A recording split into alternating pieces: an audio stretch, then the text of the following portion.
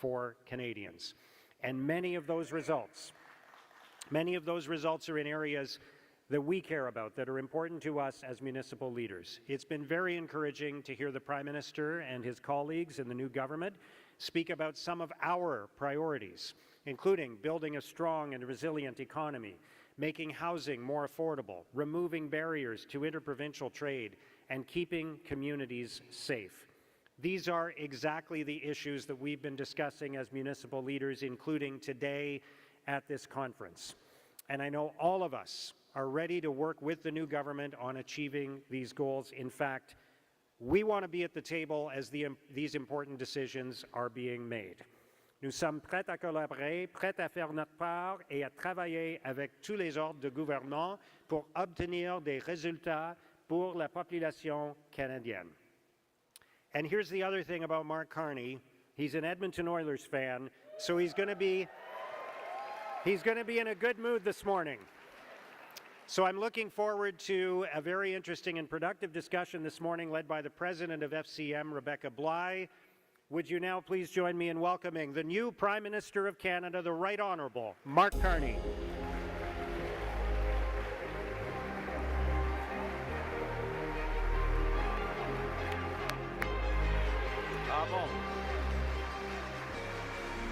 Wow. I always...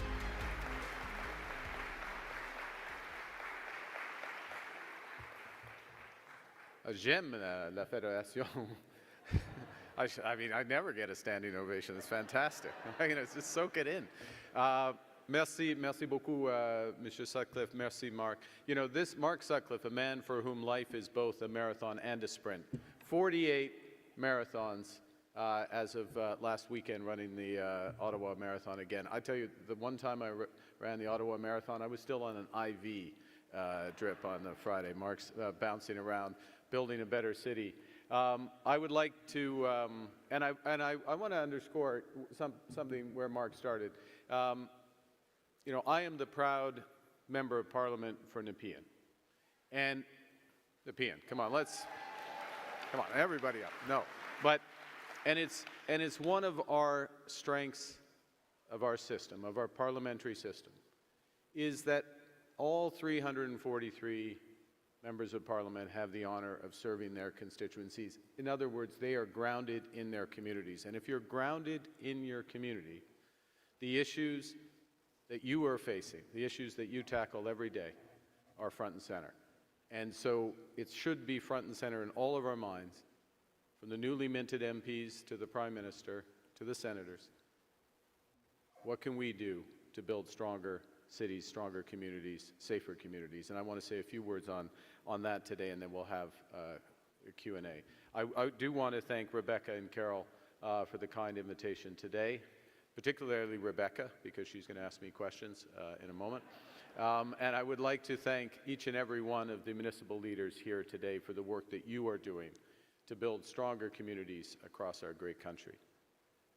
Our collaboration between the federal government and municipalities, all municipalities, is more important than ever as we are at a hinge moment in Canada's history.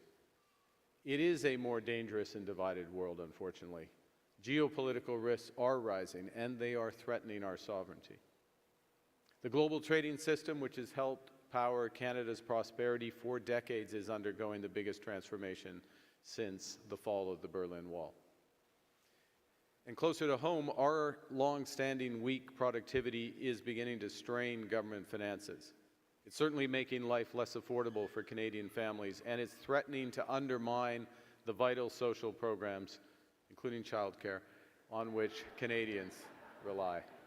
It's very important. It's all are welcome here at the FCM. It's good. Canada's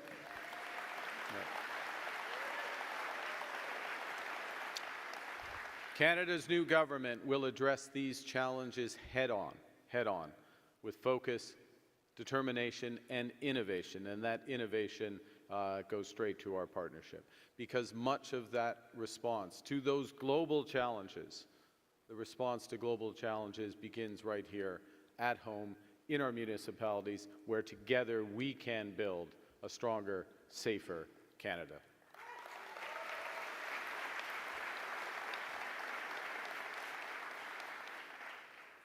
Et le moment est maintenant. Les semaines et les mois à venir seront d'une importance capitale. Cela peut être intimidant, mais comme Sa Majesté le Roi nous l'a rappelé plus tôt cette semaine, il s'agit aussi d'une opportunité exceptionnelle, une opportunité de renouveau, une opportunité d'être ambitieux et courageux, une opportunité de procéder à la plus grande transformation de notre économie depuis la Seconde Guerre mondiale. Your leadership, and fundamentally our partnership, will be vital to turning those opportunities into realities.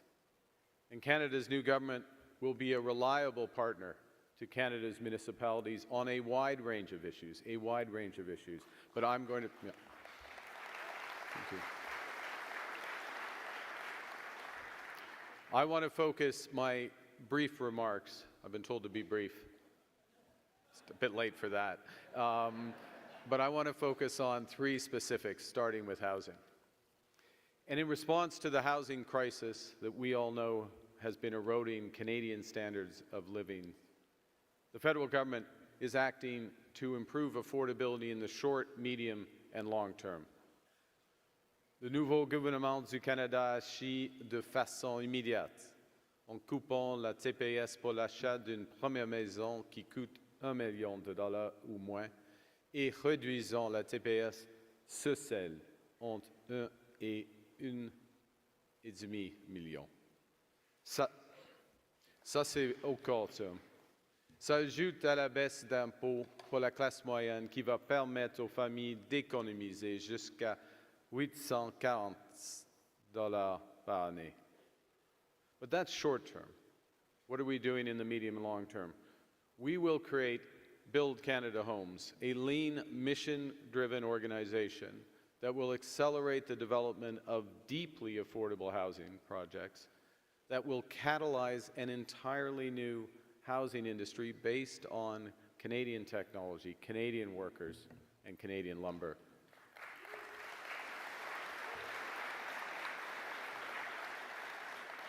And will provide $25 billion in financing for affordable home builders.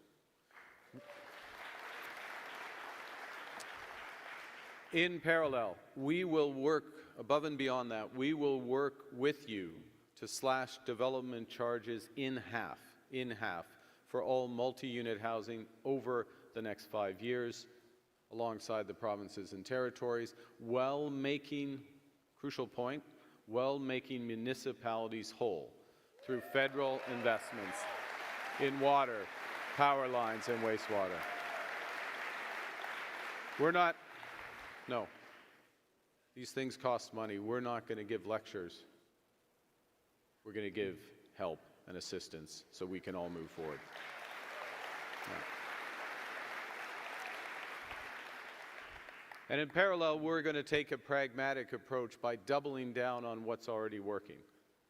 I know from meeting with mayors across the country in recent months that many of you have already signed on. I know I didn't meet with all the mayors who've signed on, but many of you have signed on to the Housing Accelerator Fund, which is unlocking tens of thousands of new homes across the country. So because we listen, we will reinforce the Housing Accelerator Fund. And we're taking these measures and more at scale, because we recognize that business as usual just won't work, that young Canadians can't wait any longer to have the same opportunities to own a home that previous generations such as mine enjoyed. Now, those opportunities for young Canadians must include great careers in the strongest economy in the G7. And that's why, that's the key. That's the key to affordability. We can do supply, but we also need the great careers and the incomes that come from that. So in face of foreign threats, no prize for guessing what I'm saying. I'm trying to learn some diplomacy from the king. In the face of foreign threats, a core priority of this government is to build projects of national significance, projects that reinforce our country's resilience, projects that connect Canada. projects that partner with Indigenous peoples, that diversify our trading partners and create a more sustainable future for all.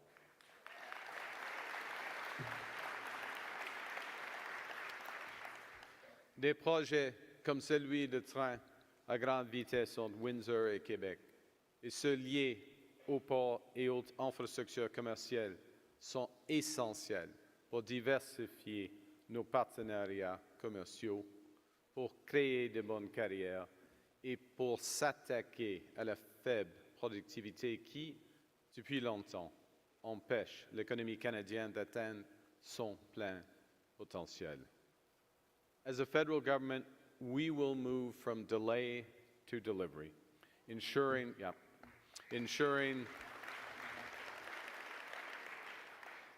that the Canadian government becomes a catalyst for, not an impediment to, nation-building projects that will supercharge growth in communities both large and small. And in parallel, Canada's new government will work with you and work relentlessly to keep Canadians safe in their communities. We will soon introduce legislation to strengthen our border, to fight the traffic of guns and drugs coming into our country.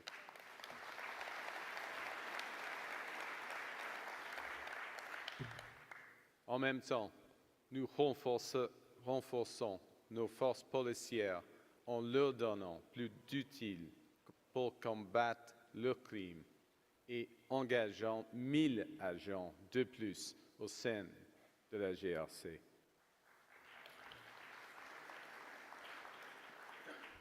Nous renforçons le code criminel pour établir des pénalités plus sévères pour ceux qui menacent la sécurité des Canadiens et Canadiennes. Nous rendons la mise en liberté sous caution plus difficile à obtenir pour les récidivistes accusés de vol de voiture, d'invasion à domicile, de traite de personnes ou de trafic de drogue. Now, let me finish so we can have the discussion.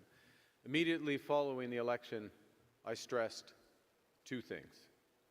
The first is that the federal government, in partnership with others, must act with urgency and determination if we are going to build that strong, safe economy.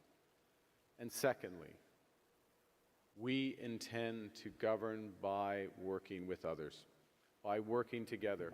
We know that we can give ourselves far more than any foreign government can ever take away.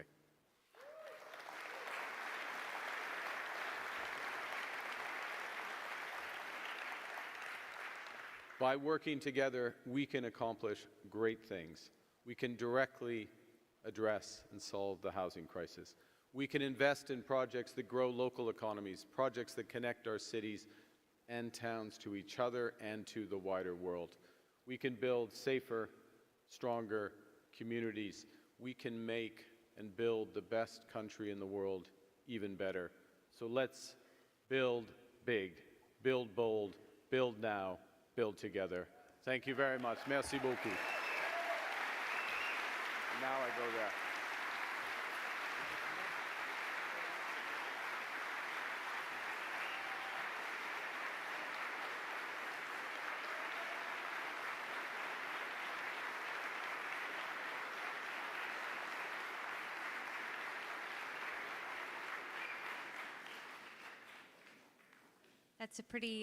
That's a pretty impressive standing ovation, and we haven't even asked the tough questions yet. I should quit while I'm ahead.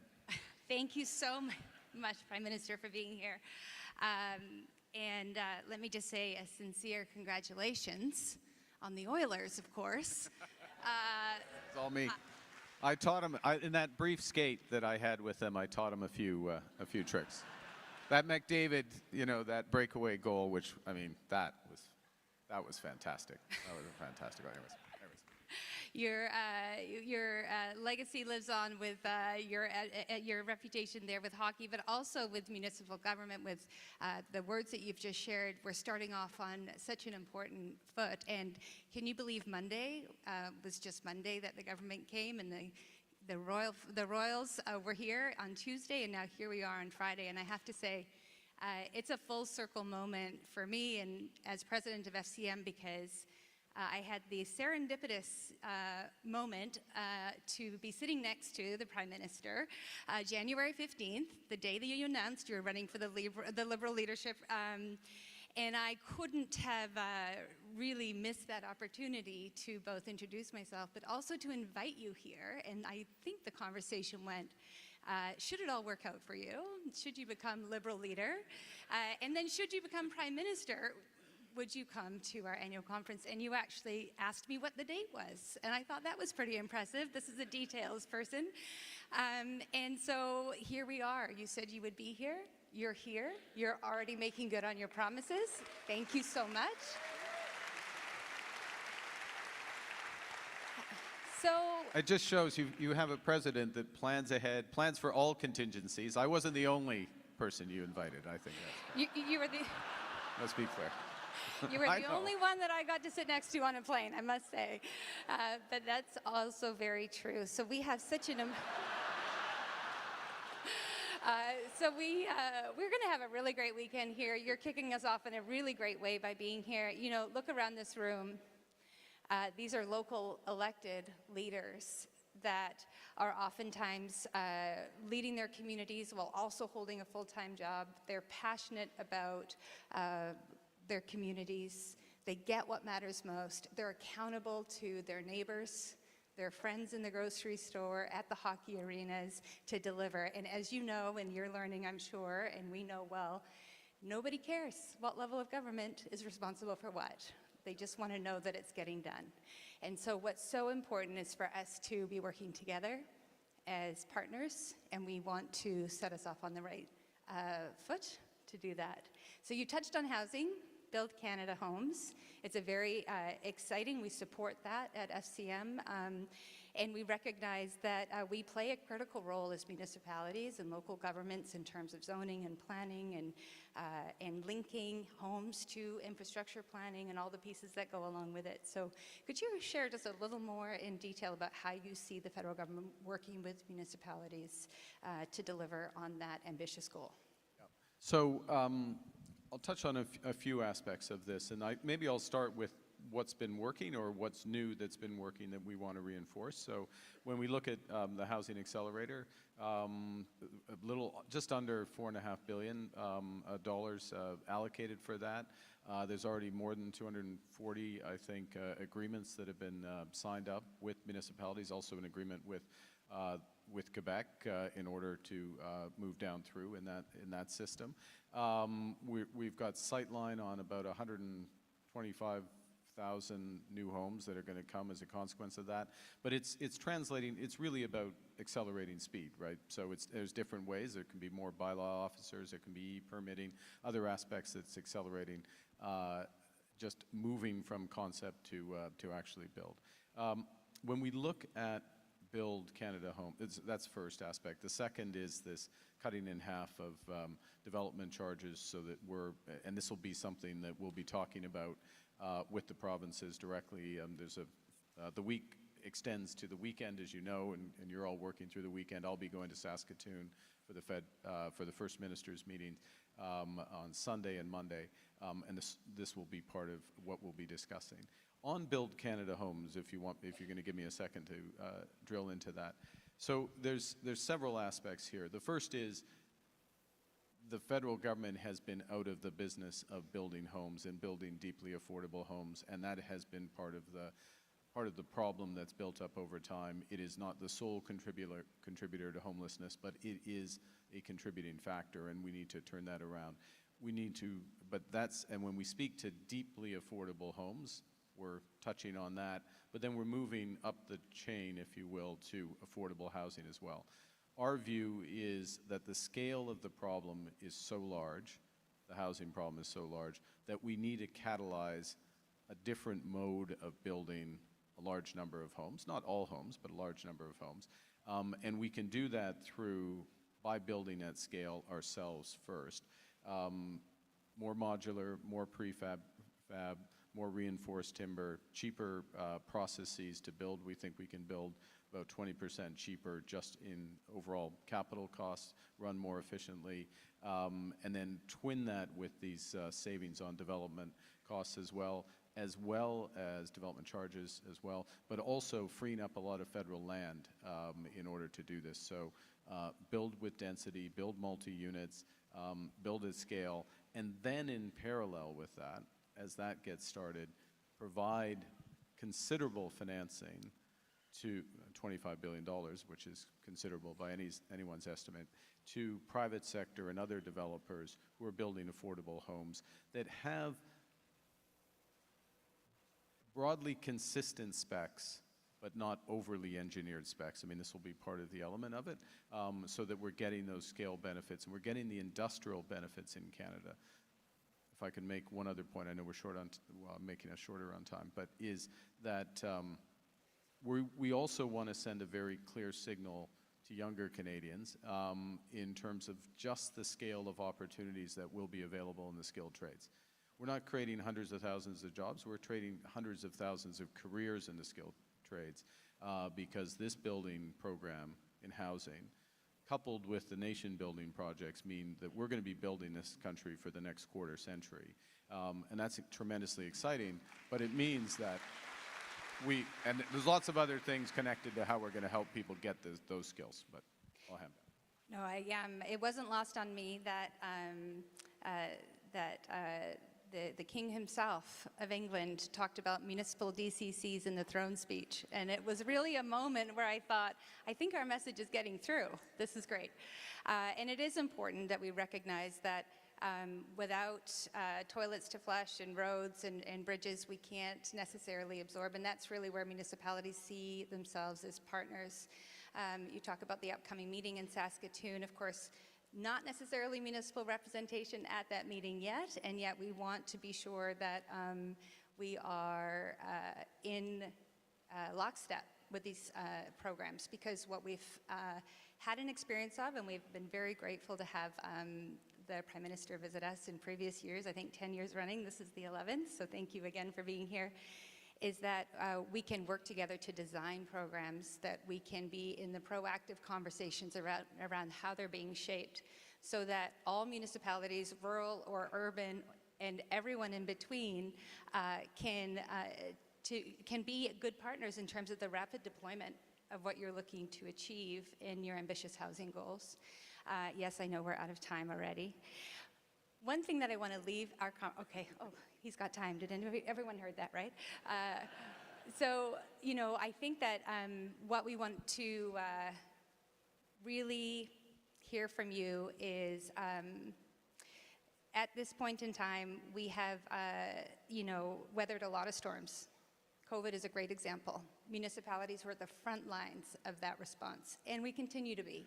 Homelessness crisis, mental health, addictions. We've got public safety, of course, on your agenda and ours as a primary concern. And what we're looking to have is a structured, collaborative, mature, and sincere conversation about how to reform our fiscal tools as municipalities that were designed in sort of the horse and cart era, and yet we're tackling 21st century modern day challenges that aren't going to go away. So our ask to you, Prime Minister, is to work with us on designing what that looks like in terms of a new fiscal program that, as you said, keeps municipalities whole and makes sure that we can grow this country together with all orders of government working in partnership with one another. And if you would make that commitment to work with us in that conversation as we continue working together in the coming months and years. Right. You've left me time for one question. You've got a doozy. I was going to say, you packed a lot into that. I think the first thing I'd say is that what's essential in any partnership, and certainly anything related to infrastructure and building at scale, is scale and predictability, right? So it has to be big enough to get the attention of you all, the attention of builders, but it has to be predictable. It can't be stop-start. It can't be short-term projects. It can't. The funding models can't have contingencies and alignment are important, but they can't be arbitrary and unpredictable. I mean, so it's crucial that there's clarity. Second thing is to build on and reinforce what's working. So I mentioned the Housing Accelerator Fund, there's Community Building Fund. I know there's conversations around that, and you have some recommendations there. Build Canada Homes is at scale because of that. And then the other thing I would put on the table, and then I'll go to your heart of your question, is these nation-building projects and how they will connect our country and connect beyond. And it's important that, for example, what we look at on trade infrastructure is linking municipalities, large and small, into the ports, and that is trade infrastructure, okay? As well as building out ports or building new ports, and there will be some major new ports that are built, new trade and energy corridors that will be built. I mean, again, it's subject to the agreements there.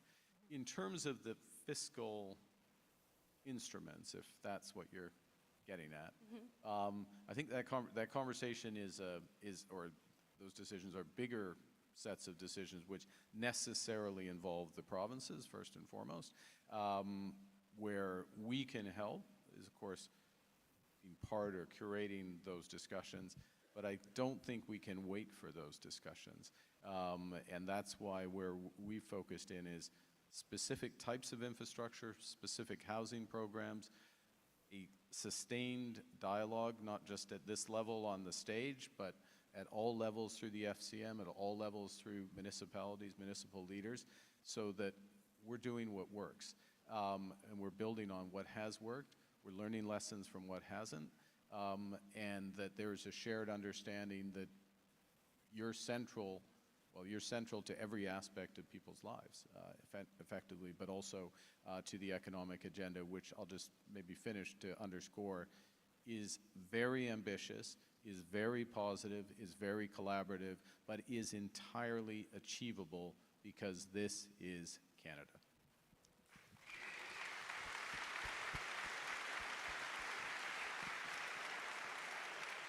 And thank you for that, Prime Minister. As you mentioned, we will be able to build, and we are continuing to build, a country that works for all Canadians. The theme of our conference is Stronger Together, and that is true and true as we go into this next year of planning. We look forward to further conversations with you and your ministers who came yesterday. We had great conversations, and we very much appreciate your engagement and also your commitment to shared goals and shared priorities that we have been championing as municipalities for a very long time. So I think we've got a lot to build on. Thank you so much for being here. Thank you.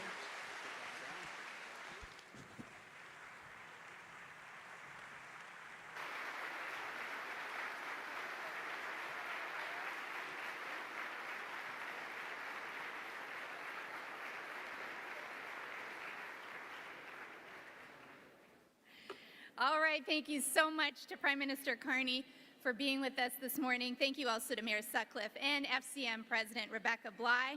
How about that, folks? We had a councillor, a big city mayor, and a Prime Minister here with us this morning, all focused on the issues that matter.